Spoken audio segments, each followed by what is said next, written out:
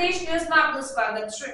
કોડીનારના PGVCL કર્મચારી દીપક ગોહિલે સરાહનીય કાર્ય કરીને માનવતા દેખાડી।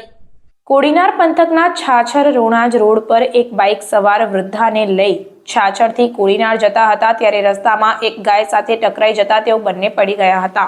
અને યુવાનને ઈજા પહોંચી હતી તેમજ વૃદ્ધાને હાથમાં તેમજ પગના ગોળાના ભાગે ગંભીર ઈજા પહોંચી હતી। આ અકસ્માત સમયે પીજીવીસીએલ કોડીનાર 1 માં નોકરી કરતા કર્મચારી કોડીનારના યુવાન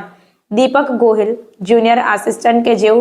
નગરલા લાઇટ બિલની બાકી રકમની રિકવરી કલેક્શનની કામગીરીમાં ગયા અને ત્યાંથી પાછા ફરતા તેમણે આ અકસ્માત જોતાની સાથે તરત તેઓએ પોતાની બાઇક સાઈડમાં રાખી અને માજી સવિતાબેન વલ્લભભાઈ ચાવડા તેમજ તેમના દીકરા મુકેશભાઈ વલ્લભભાઈ ચાવડાને તેઓએ હિંમત આપી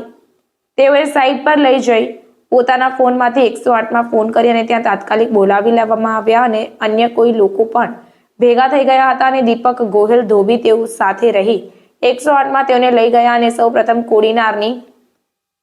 રાનાવાડા હોસ્પિટલમાં ગયા પરંતુ ત્યાં ઓર્થોપેડિક ડોક્ટર ન હોવાથી ત્યાં મુકેશભાઈ વલ્લભભાઈ ચાવડા ઉંમર વર્ષ 50 ને એડમિટ કરી અને 108ને લઈને સવિતાબેન વલ્લભભાઈ ચાવડા ઉંમર વર્ષ 76 ને લઈ તેઓ સંભુતિ હોસ્પિટલ કોડીનાર ખાતે લઈ ગયા અને તેઓનો જીવ બચાવી લેવામાં આવ્યો।